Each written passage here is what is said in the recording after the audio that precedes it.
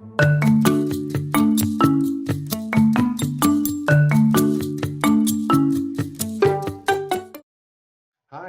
I'm Bernie Jaroslaw, and I'm the marketing manager for Whitmix, and welcome to Quick Takes. This is a group of interviews that we put together, interviewing everybody in the dental industry, from laboratories to dentists to manufacturers to publications, and today we have a supplier. In order to maybe help everyone get through this pandemic a little easier, to see where they are relative to everybody else. Hopefully we're on the backside of this and things are getting better.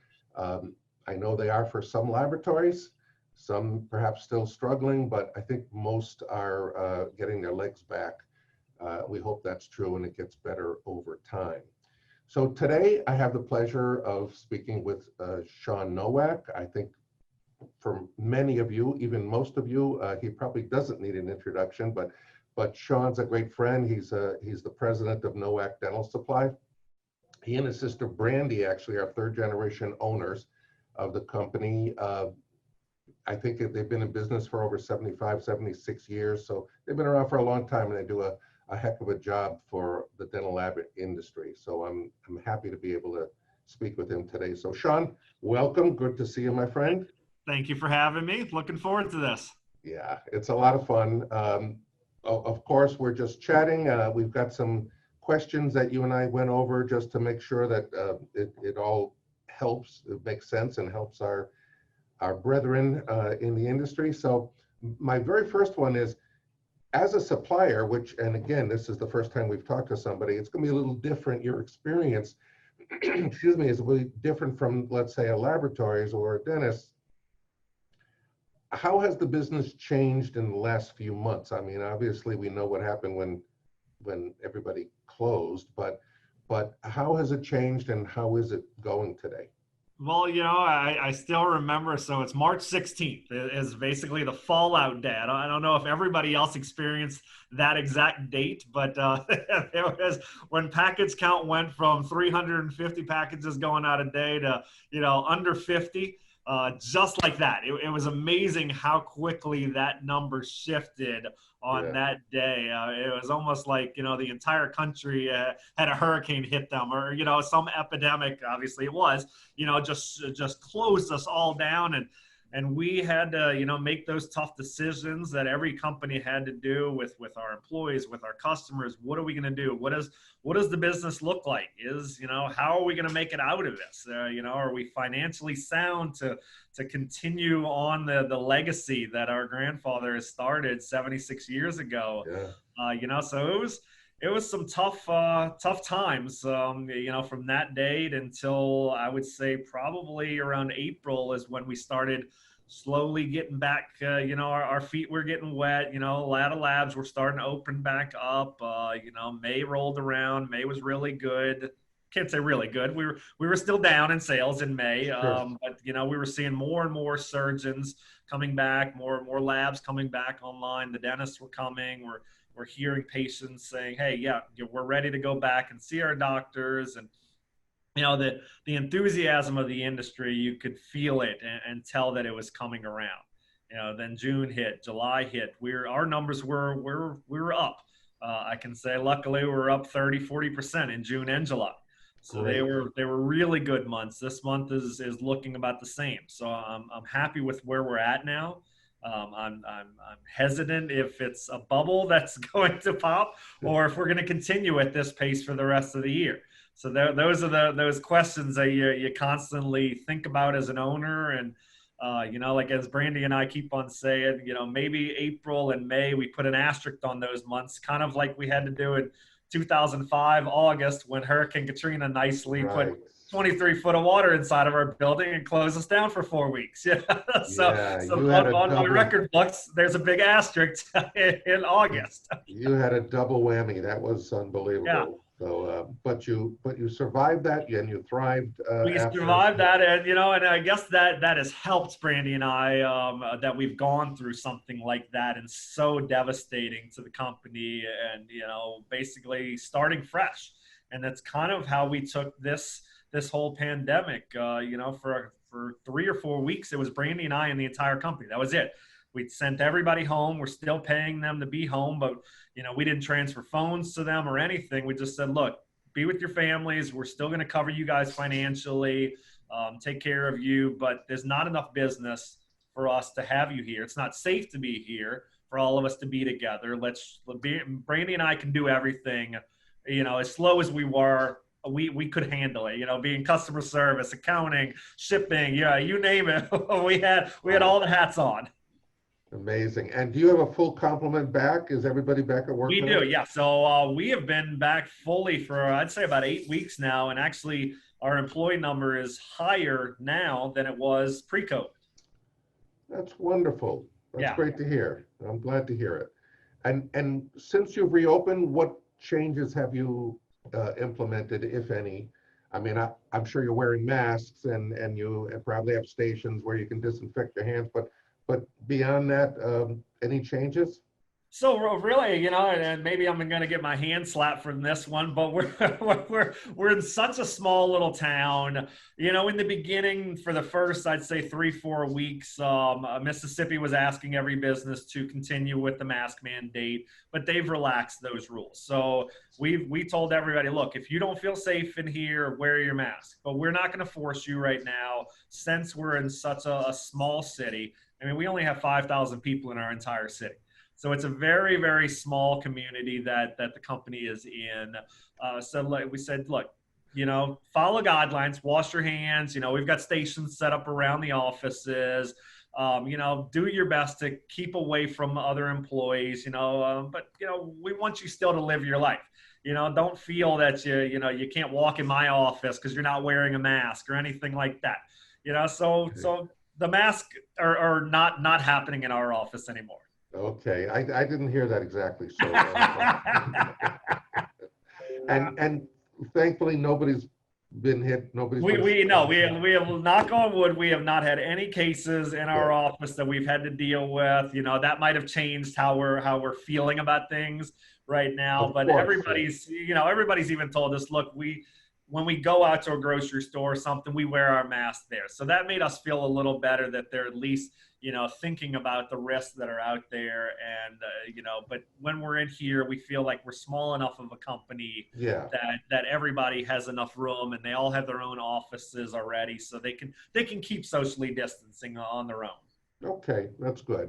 And I know when you go out to grocery stores or bars or restaurants, whatever, there's a lot of people and there's a lot of people you don't know and you don't have any way of knowing who they've been in contact with. It's a different story when you have a small group that you work with every day. So that's exactly. I get it, but yeah. Only one of my employees that travels from New Orleans, she is the only one in here that will continue to wear her mask, just because New Orleans is more of a hot zone, and she realizes that. So she's being wary of that for everybody else and saying, no, I'd rather continue wearing my mask just because of where I've been and where I travel from, that not to bring that to you guys. It's a personal decision. And yes, that is exactly right. Yeah, and you made the right decision, I think, as the owner. And, and even myself and even Brandy, I've got, Brennan with Down syndrome, so he's got a lesser immune system. Brandy's got little ones. So it's not even us. I could care less if I get the virus. I really, I feel like I'm a fit individual. Yeah, I might take me down for a week or two, but I'm not worried about dying from it. But it's him that I worry about bringing it to him, whereas Brandy worries about bringing it to her kids or her, the grandparents, that kind of stuff. That's what you're more worried about usually. Of course, yeah. Well, understand. So one thing I wanted to shift to is that one of the things I admired about you and about the company is that you guys were really, truly early adopters for digital dentistry and digital dental technology. And I always thought that was great. There were very few people, certainly on the supply side, that even dared go there. But you guys did. You jumped in with both feet, and it's been obviously very good for you. So I guess my question is, do you find that the industry is keeping pace with your change? I know dentists are slower, but I think COVID made a big difference in terms of dentists wanting to be more involved with digital dentistry, Yep. certainly digital impressioning and all that. But are you finding big changes in the lab side as well?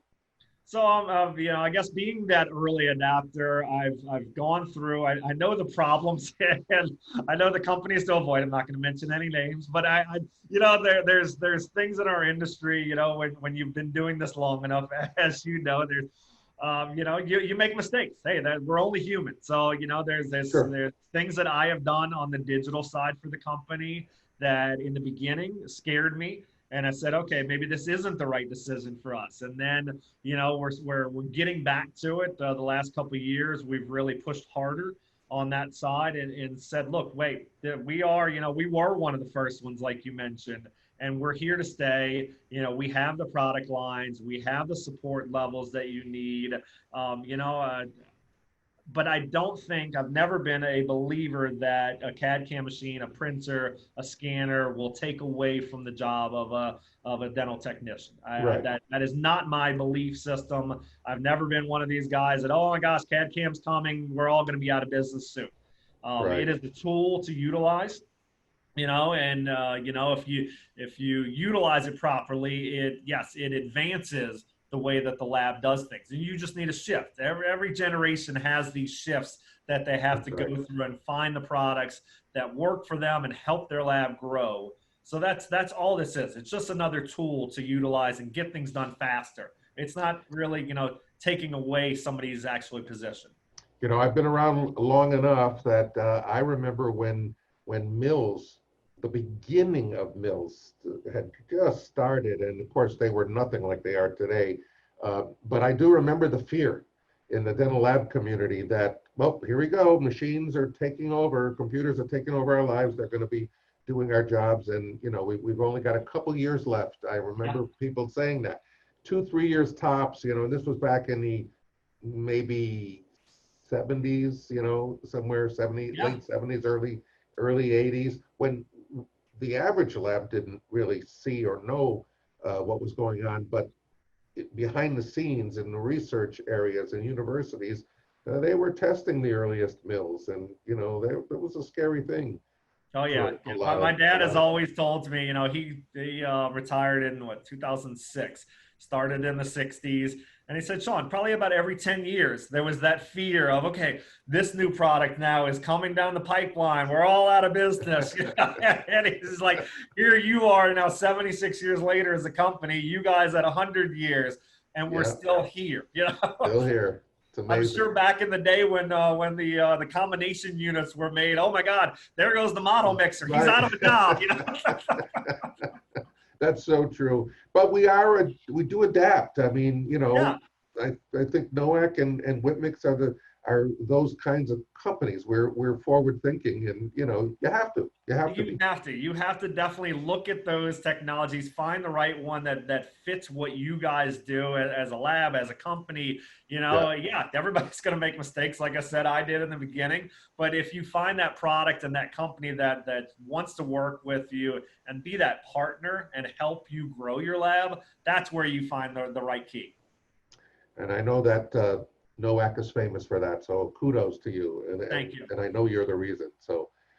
Um, so Yeah, I've I'm never going been to a ask you guy one that last. just selling a product and moving on. That's not our style. We Right. want to be with you the entire way. Hold your hand.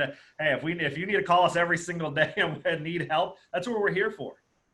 Yeah, and I hear that often about Nowak. So again, kudos.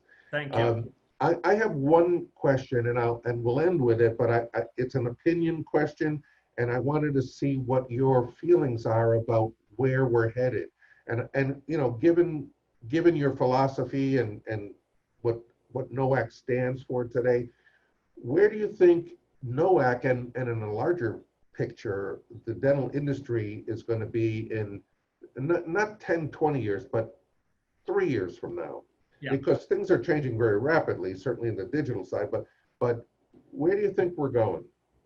Yeah, I mean, so on the doctor side, I think we're gonna see those doctors that will start. I mean, we're already seeing it, buying the printers, getting more into the digital space. Getting their intraoral cameras. If we've all seen in Chicago this year, temporary resins have been approved for by the FDA, which only means permanent resins will Right. be coming down the pipeline. So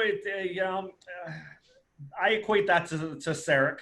Sorry to call it a name brand, but when that first came out, there was a lot of doctors that started buying those machines, and their labs were seeing less business from those doctors. But eventually, they started coming back around and realizing, hey, I don't want to be a lab. You're gonna have your doctors that say, all right, I can print this crown and call it a day, never have to talk to my lab again. Those aren't the doctors for you. Find the doctors that believe in the labs and don't want to do lab work, because that's not what their specialty is, and Exactly. find that partner. There's 130,000 dentists in the country right now to 6,000 dental labs. So the equation there, you can find some doctors that are looking for a lab. You can. You're right about that.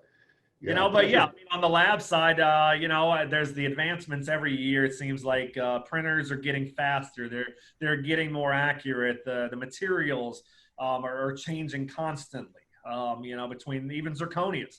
There's something always new. It seems like it's not just a white puck anymore that can do only Right. one thing. They're constantly evolving, and I see the resins down the pipeline. I'm sure the flexibles will be coming soon. That crown will be coming soon. So there's all kind of things that are still moving down the pipeline that are going to help our industry just, I don't know, be a little more streamlined. Yeah, I think you're right. In fact, I've often said that I think the ultimate end game is when we're going to be able to print a permanent restoration that looks natural, that lasts in the mouth for a long time, but print it, because Yeah. there we don't have the waste to contend with, and printing is getting faster and faster, and we're seeing some fantastic results now, just not in the permanent side. Although it's now being introduced, I guess at the IDS it was introduced, and it is starting, but it's not here yet. Yeah.